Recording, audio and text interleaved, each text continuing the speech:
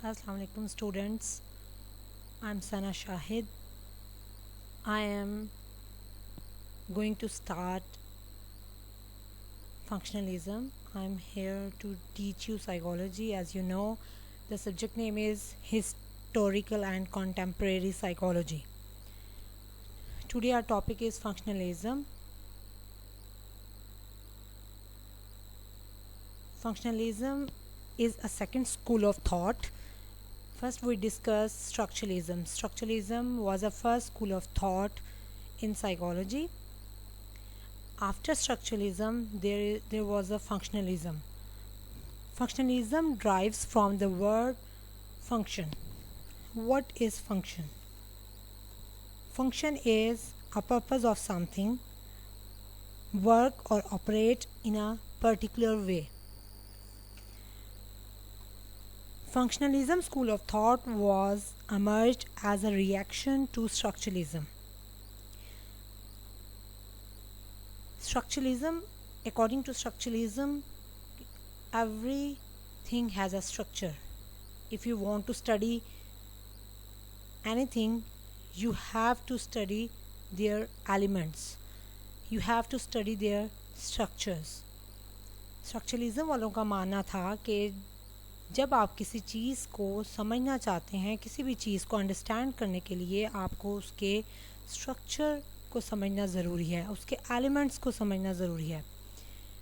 और इसी चीज़ के अपोज़ में ये फंक्शनलिज़म आया, स्कूल ऑफ थॉट, जो कि फंक्शनलिज़म वालों का मानना ये था कि किसी भी चीज़ को अंडरस्टैंड करने के लिए आपको उसके फंक्शन को, उसके पर्पस को समझना ज़रूरी है।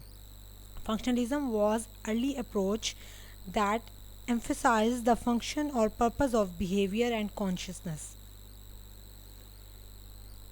The founder of functionalism was William James. According to William James, psychology is to be treated as a natural science.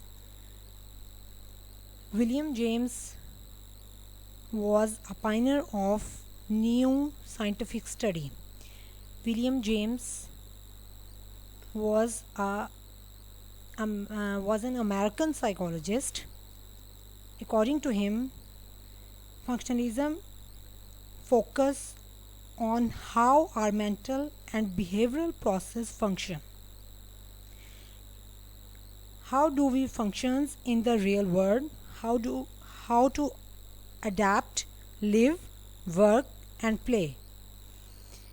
William James का मानना था कि जब भी आप किसी चीज़ को स्टडी करना चाहते हैं, किसी चीज़ को अंडरस्टैंड करना चाहते हैं, तो आपको उसके फंक्शन को, उसके पर्पस को समझना बहुत ज़्यादा ज़रूरी है।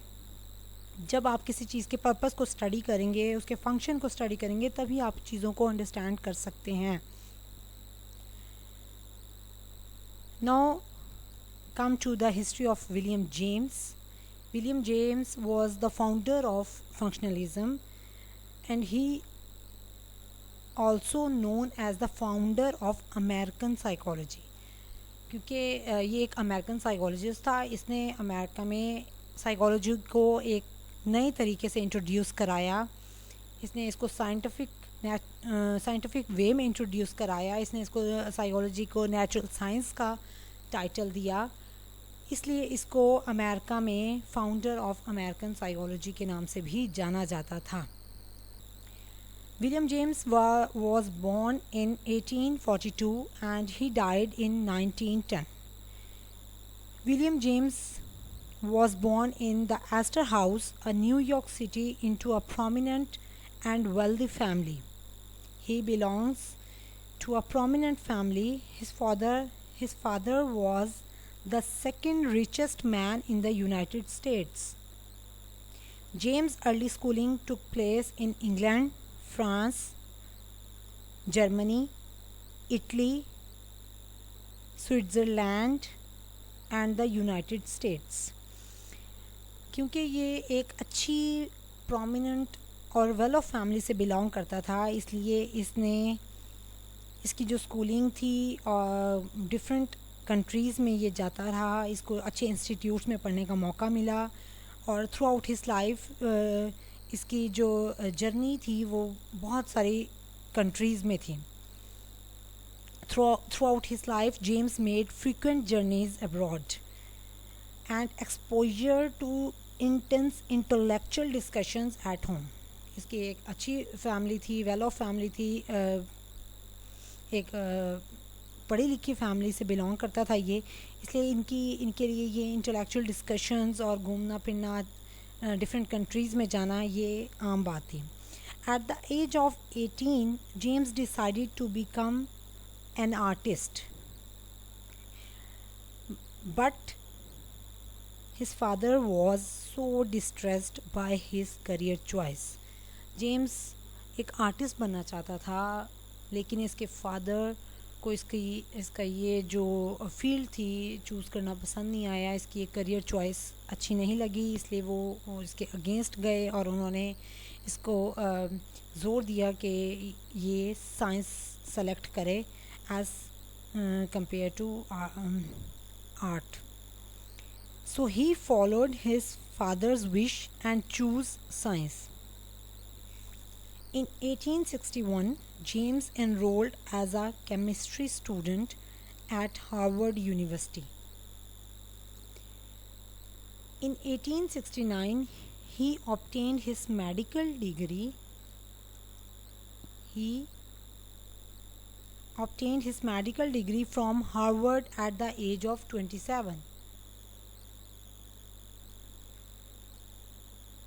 27 ईयर्स की एज में जेम्स ने अपनी मेडिकल डिग्री कंप्लीट की, लेकिन जैसे ही इसने मेडिकल डिग्री कंप्लीट की उसके बाद इसको हेल्थ इश्यूज़ आए, ये डिप्रेशन में चला गया कुछ फैमिली इश्यूज़ की वजह से.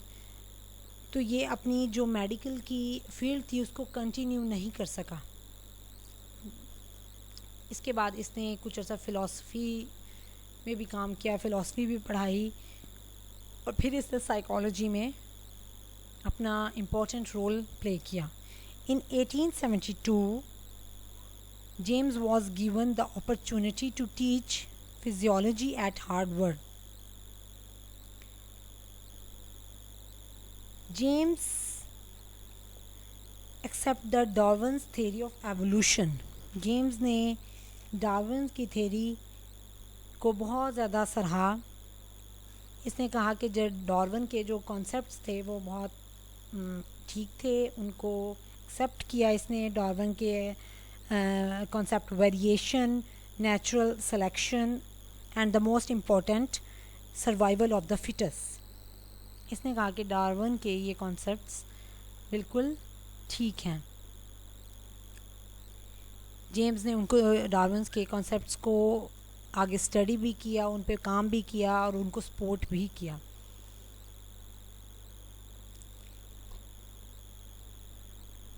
After some time, he started to teach psychology. After physiology, he started to teach psychology at Harvard University. His famous book was The Principles of Psychology. James retired from Harvard University in 1907.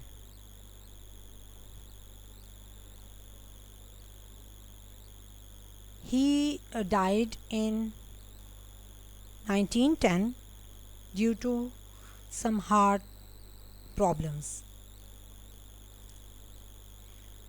James was a founder of functionalism. फंक्शनलिज़म की जो base रखी वो William James ने रखी. William वूंट हमने पढ़ा था जो कि स्ट्रक्चरलिज़म का फाउंडर था, और विलियम जेम्स जो है वो फंक्शनलिज़म का फाउंडर है.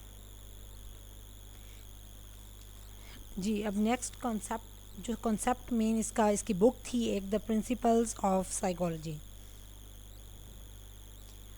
इसकी बुक का नाम था principles of psychology.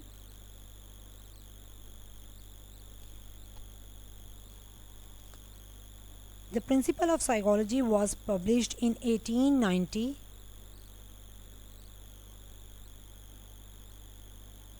In 2 volumes. इसने बुक लिखी थी प्रिंसिपल्स ऑफ साइकोलॉजी को उसका नाम दिया था इसने, और उसके 2 वॉल्यूम थे।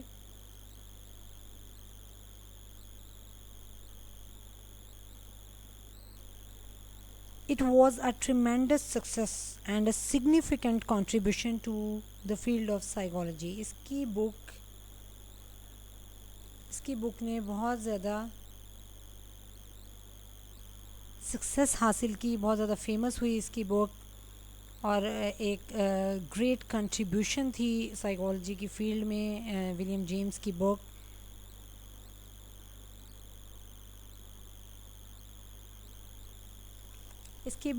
विलियम जेम्स की बुक के 2 वॉल्यूम्स थे, 28 चैप्टर्स थे, और इसने अपनी बुक में साइकोलॉजी को बहुत ज़्यादा साइकोलॉजी के बारे में लिखा, और साइकोलॉजी को बहुत ज़्यादा फेमस करने में, उसको आगे लेके जाने में इसकी बुक का बहुत ज़्यादा हाथ था। तो इसीलिए इसकी बुक बहुत ज़्यादा सक्सेसफुल हुई।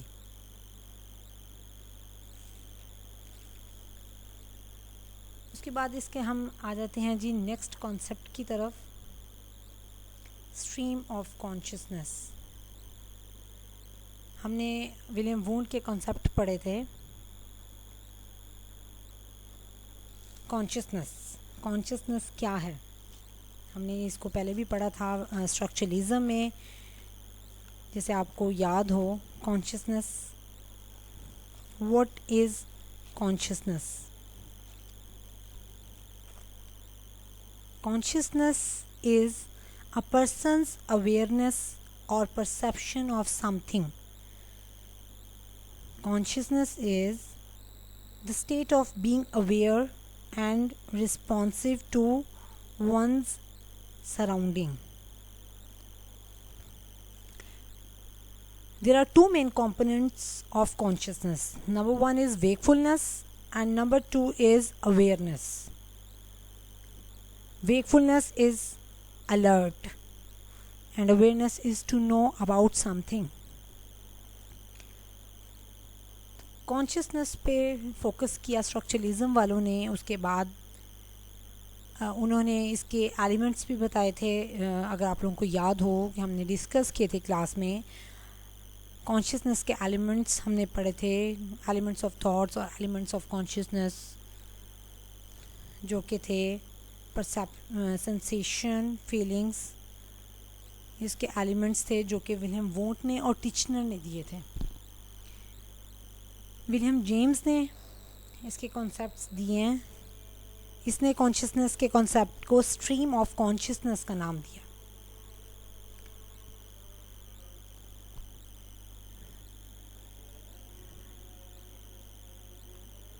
स्ट्रीम ऑफ कॉन्शियसनेस का इसने नाम दिया। James opposed those who were busy searching for the elements of thoughts. इसने इसको डिफरेंट एलिमेंट्स में डिवाइड किया। कॉन्शियसनेस को इसने कॉन्शियसनेस के डिफरेंट एलिमेंट्स बताए। 5 एलिमेंट्स, 5 बेसिक एलिमेंट्स जेम्स ने हमें बताए। फर्स्ट क्या था जी? फर्स्ट था consciousness is personal. According to William James कि कॉन्शियसनेस जो है वो पर्सनल होती है। ये वेरी करती है definitely. Consciousness vary person to person, it differs from person to person. हर पर्सन की अपनी कॉन्शियसनेस है, अपनी थिंकिंग है, अपनी परसेप्शन है, अपनी सेंसेशंस हैं, डिफरेंट तरीके से परसीव करते हैं चीज़ों को। तो ये वेरी करता है person to person. So first point was consciousness is personal according to William James. Second component is consciousness is continuous and cannot be divided up for analysis. First था जी consciousness is personal. Second, consciousness is continuous. According to William James, consciousness is continuous process. Consciousness वो process है जो हमारी life में through out चलता रहता है हमारे साथ। कॉन्शियसनेस ज़ाहिर है कॉन्शियस में क्या आते हैं, हमारी सेंसेशन, हमारी परसेप्शन, हमारी मेमोरी, इमोशंस, हमारी कॉग्निशन, रीजनिंग, सब चीज़ें हमारी कॉन्शियसनेस में आती हैं ना। तो हम जो हमारी जैसे ही एक हमारी मतलब बर्थ से लेके हमारी डेथ तक ये चलते रहती हैं हमारे साथ, कॉन्शियसनेस प्रोसेस हमारे साथ होता है, हम कॉन्शियसली अवेयर होते हैं चीज़ों से, तो ये थ्रू आउट योर लाइफ ये चलता है। One is consciousness is personal, ये डिफरेंट होता है हर शख्स का, हर पर्सन का। सेकंड, कॉन्शियसनेस इज़ कंटिन्यूस, इसको आप डिवाइड नहीं कर सकते, ठीक है। ये एक इसको कंपाइल करके आप इसको ऑब्ज़र्व कर सकते हैं किसी भी चीज़ के थ्रू, बिहेवियर के थ्रू, लेकिन आप इसको पार्ट्स में डिवाइड नहीं कर सकते। Third component is consciousness is constantly changing. According to William James, consciousness is continuous and can be characterized as a steady stream from birth to death. William James के according कि जो consciousness है वो आपकी death से लेके आपकी birth से लेके आपकी डेथ तक एक कंटिन्यूस प्रोसेस है जिसमें चेंजेस आती रहती हैं आपकी लाइफ में। देखें, एक बच्चा है, उसकी कॉन्शियसनेस थोड़ी डिफरेंट होगी, ठीक है। उससे थोड़ा सा बड़ा आप ले लें, एडल्टहुड में आप आ जाएं, बल्कि एडोलेसेंस में पहले आ जाएं। चाइल्डहुड की कॉन्शियसनेस में फ़र्क होगा, एडोलेसेंस की कॉन्शियसनेस में थोड़ी मैच्योरिटी आना शुरू हो जाएगी। उसके बाद एडल्टहुड में कॉन्शियसनेस टोटली डिफरेंट हो जाती है। ओल्ड एज की जो कॉन्शियसनेस होती है वो डिफरेंट होती है, और and it also vary person to person, it differs, okay. तो जो कॉन्शियसनेस है वो एक कंटिन्यूस प्रोसेस है और उसमें कंटिन्यूसली चेंजेस आती रहती हैं, जो आपकी एक्सपीरियंस पे बेस करती हैं, आपके इन्वायरमेंट पे बेस करती हैं, आपके माहौल पे बेस करती हैं, आपकी कंपनी पे बेस करती है, ठीक है। तो इसमें आपकी लाइफ एक्सपीरियंसेस बहुत ज़्यादा काउंट करते हैं। Number 4 is consciousness is selective. Consciousness जो है वो एक सेलेक्टिव है। According to William James, consciousness is selective. Some of the many events entering consciousness are selected for further consideration and others are inhibited. According to William James, consciousness जो है selective है। For example,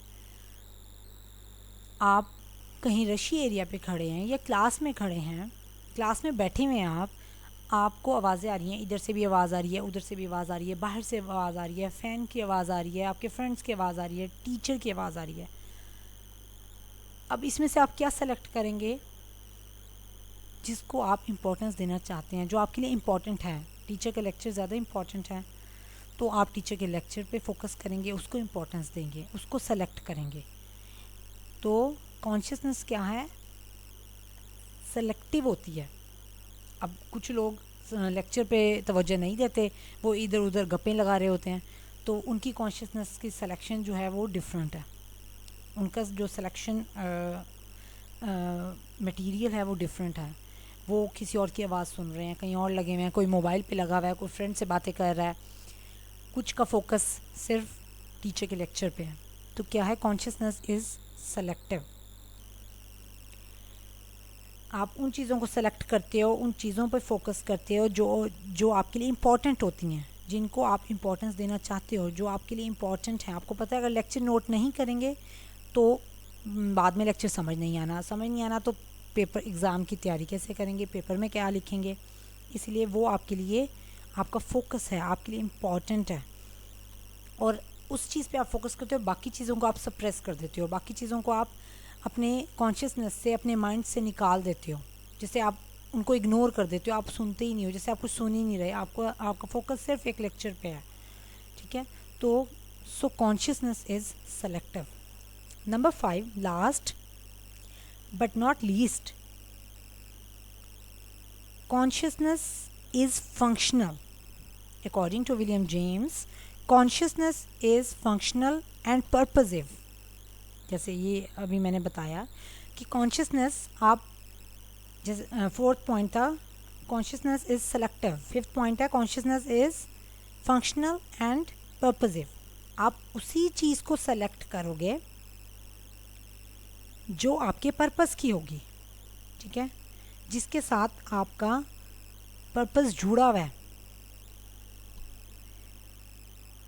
this idea permeates all of James' writing and it is the point from which the school of functionalism developed. According to James, the most important thing about consciousness and the thing the elementist overlooked is that its purpose is to aid the individual in adapting to the environment. William James के मुताबिक कि consciousness को use करते हुए आप अपने purpose को use करते हुए आप अपने इन्वायरमेंट में उसी अच्छी एडॉप्टेशन के लिए आपको कि कॉन्शियसनेस का पर्पसिव होना ज़रूरी है. आप अगर चीज़ों पे तवज्जो नहीं देंगे, उन्हीं चीज़ों को सेलेक्ट नहीं करेंगे जो आपके पर्पस की होगी, अपने पर्पस के अकॉर्डिंग आप चीज़ों को सेलेक्ट करोगे, तभी आप अच्छा अडॉप्ट कर सकते हैं. ठीक है, जैसे क्लास की एग्जांपल मैंने दी लेक्चर की कि अगर आप टीचर के लेक्चर पे तवज्जो नहीं देंगे, आपकी सिलेक्शन वो नहीं होगी, उस कॉन्शियसनेस आपकी अलर्ट नहीं होगी, वहाँ पे अवेयरनेस नहीं होगी, आपकी वेकफुलनेस नहीं होगी लेक्चर की तरफ, तो फिर आप पेपर में अच्छे मार्क्स नहीं ले सकते. ठीक है, आपका पर्पस जुड़ा हुआ है लेक्चर के साथ, इसीलिए वहाँ आपको कॉन्शियसली अवेयर होना पड़ेगा, तभी आपके मार्क्स अच्छे होंगे. ठीक है जी, ये 5 कंपोनेंट्स थे जो कि विलियम जेम्स ने बताए हमें. कॉन्शियसनेस का कॉन्सेप्ट तो हमने पहले भी पढ़ा था, वो थोड़ा डिफरेंट था विलियम वोंट का, और ये विलियम जेम्स का थोड़ा सा डिफरेंट है, जिसको इसने नाम दिया स्ट्रीम ऑफ कॉन्शियसनेस. और 5 इसके कंपोनेंट्स बताए. Number 1, consciousness is continuous. Number 2, consciousness is constantly changing. Number 1, consciousness is personal. Number 2, consciousness is continuous. Number 3, consciousness is constantly changing. Number 4, consciousness is selective. And number 5, consciousness is functional and purposive. ये 5 components इसने consciousness के बताए और इसको इसने नाम दिया stream of consciousness का. जी, I hope you will understand. जो भी क्यूरीज़ हों, आज के लिए इतना ही, फर्स्ट लेक्चर इतना ही काफ़ी है. इसको पढ़ें, सुनें, अंडरस्टैंड करें. जो भी इसमें समझ ना आए मुझसे व्हाट्सएप ग्रुप पे आप डिस्कस करें. इसको हम डिस्कस करेंगे, बाकी नेक्स्ट लेक्चर इंशाल्लाह फिर नेक्स्ट कॉन्सेप्ट्स हम कंटिन्यू करेंगे. फंक्शनलिज़म के कॉन्सेप्ट्स को ही कंटिन्यू करेंगे हम नेक्स्ट लेक्चर में. ओके जी, टेक केयर, अल्लाह हाफिज़.